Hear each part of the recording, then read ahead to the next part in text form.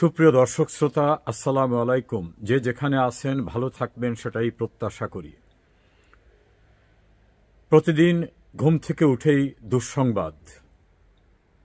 আজ আপনাদের সঙ্গে কথা বলতে চাচ্ছি বাংলাদেশের একজন স্বনামখ্যাত মানুষের নির্মম মৃত্যু, নির্যাতন নিয়ে। অ্যাডভোকেট নুরুল মজিদ মাহমুদ হুমায়ুন একজন বীর মুক্তিযোদ্ধা, বাংলাদেশ সুপ্রিম কোর্টের একজন আইনজীবী, 5 বার জাতীয় সংসদের সদস্য ছিলেন, 2 বার মন্ত্রী ছিলেন। আমার এবং তার কর্মস্থল সুপ্রিম কোর্ট থাকায় পরিচয়, ঘনিষ্ঠতা, পরবর্তীতে মন্ত্রিসভার সদস্য হিসাবে খুব কাছের থেকে তাকে দেখার সুযোগ হয়েছে। এই মানুষটিকে কারা নির্যাতন, নির্দয় আচরণ এবং চিকিৎসাহীন অবস্থায় মৃত্যুর মুখে যাতে ঢলে পড়ে সেজন্য বর্বরোচিত আচরণ করা হয়েছে তার সঙ্গে। অত্যন্ত সম্ভ্রান্ত পরিবারে তার জন্ম। তার বাবাও আইনজীবী ছিলেন। এই নুরুল মজিদ মাহমুদ হুমায়ুন মুক্তিযুদ্ধের জন্য তিনি বার করতে এসে দেশে ফিরে গেছিলেন।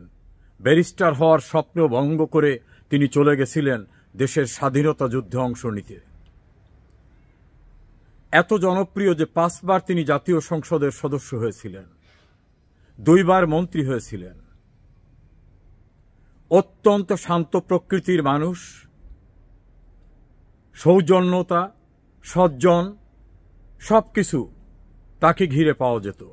কখনো উচ্চস্বরে কথা বলতেন না, কোনো দুর্নীতি অনিয়ম তাকে স্পর্শ করতে পারত না। তার পারিবারিক বাড়ি বিশাল পরিসরের।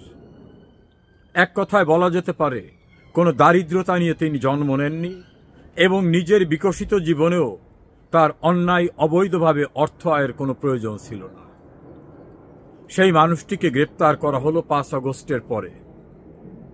তার পরিবারের পক্ষ থেকে তার ছেলে জানালো, আত্মীয় স্বজনরা বলেছিল যে এই পরিস্থিতিতে সে কোথাও হাইড করবে কিনা, আত্মগোপনে যাবে কিনা।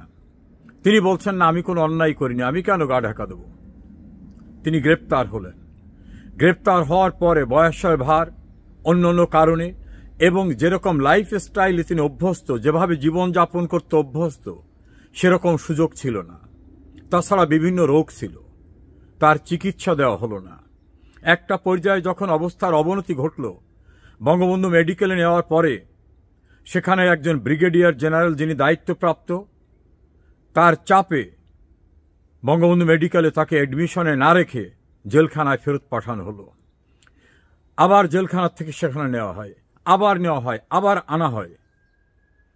আত্মীয় স্বজনরা বঙ্গবন্ধু মেডিকেলের কর্তৃপক্ষের কাছে যাওয়ার পরে তারা বলছে, আমাদের উপর চাপ আছে, ওনাকে ভর্তি করা যাবে না।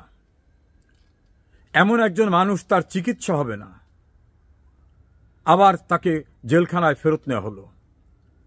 ভয়ঙ্কর অবস্থায় তাকে ঢাকা মেডিকেলে নেওয়া হলো এবং ফ্লোরে, মেঝে তার থাকার ব্যবস্থা করা হলো। আর একজন পেশেন্ট, তার যে বেড, গণহারের যে বেড, সেই বেডটি দয়া করে তিনি ছেড়ে দিয়েছিলেন। সেই বেডের সঙ্গে তার হাতে হ্যান্ডকাপ লাগিয়ে রাখা হলো। মৃত্যুর পূর্ব মুহূর্তে তিনি যে হাত পা লড়াচড়া করবেন সেই সুযোগটুকুও রাখেন নাই। তিনি মারা যাবার পরেও হ্যান্ডকাপ বদ্ধ অবস্থায় তাকে দেখা গেছে। অর্থাৎ মৃত লাশকেও ভয়, মরা দেহকেও ভয়।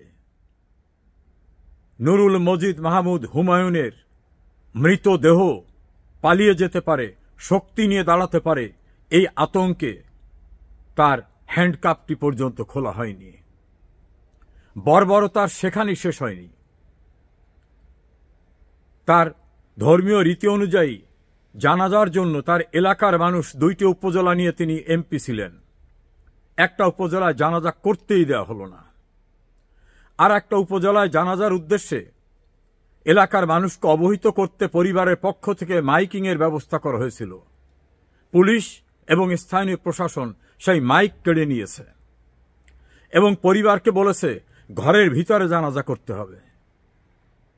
ভাবতে পারেন ঘরের ভিতর জানাজা করতে হবে, বাড়ির ভিতর, এবং সর্বোচ্চ 100 মানুষের বেশি হতে পারবে না।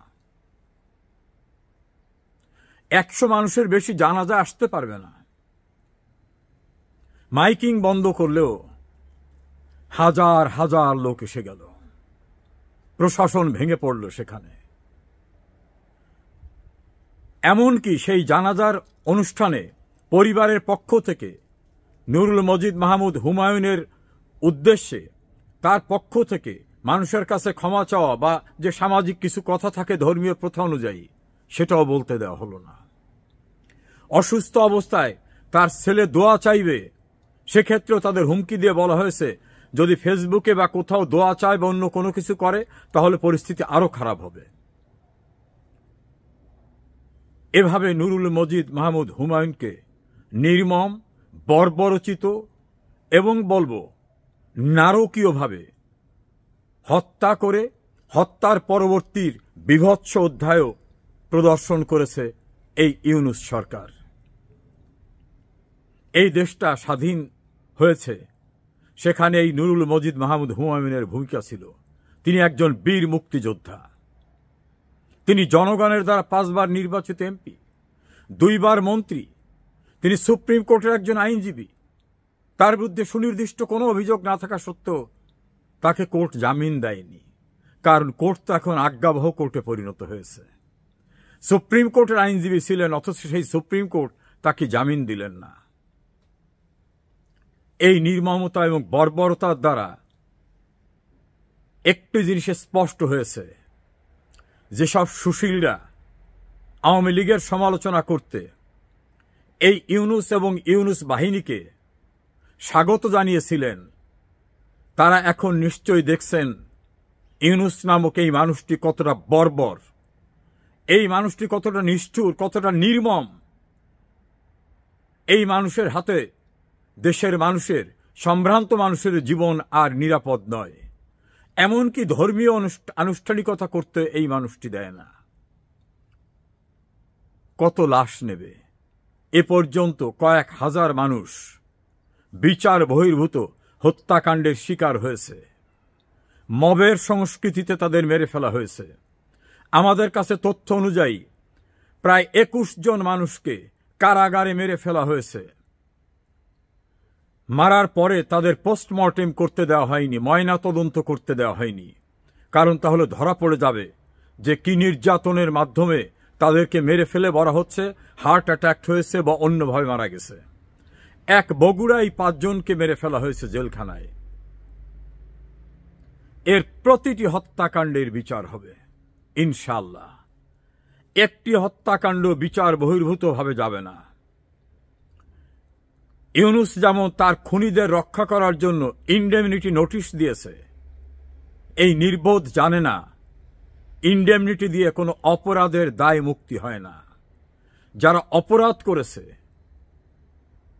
যারা সংবিধান ভঙ্গ করেছে, আইন ভঙ্গ করেছে, মানুষ খুন করেছে, সহিংসতা করেছে, দেশের সম্পদ নষ্ট করেছে, গণতান্ত্রিক প্রক্রিয়াকে ব্যাহত করেছে, আজ হোক কাল হোক এর বিচার হবে।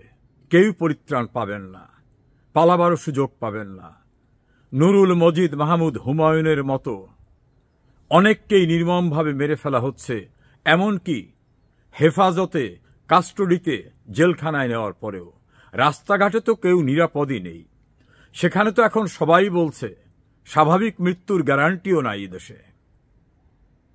প্রিয় দেশবাসী, এই ঘাতক, এই নিষ্ঠুর, এই পাষণ্ড, অবৈধ ক্ষমতা দখলকারী, নির্যাতনকারী, এদের থেকে যাতে দেশ আর ধ্বংস না হয়, আমাদের ঘুরে দাঁড়াবার এখন উপযুক্ত সময়। শেখ হাসিনা কোনো অপরাধীকে প্রশ্রয় দিতেন না। বিচারহীনতার সংস্কৃতি তিনি দূর করেছিলেন। যারা খুন করে বলতো আমাদের কেউ কিছু করতে পারবে না, তাদের দাম্ভিকতা চূর্ণ করেছিলেন। আজ বাংলাদেশটা ধ্বংসের শেষ প্রান্তে। আমাদের ঘুরে দাঁড়াতেই হবে। আবার শেখ হাসিনার নেতৃত্বে উন্নয়নের অগ্রযাত্রা, আইনের শাসন এবং মানুষের কল্যাণে প্রয়োজনীয় সব পদক্ষেপ নিতে হবে। প্রস্তুত হন, সেদিন খুব দূরে না। আল্লাহ আমাদের সহায় হন।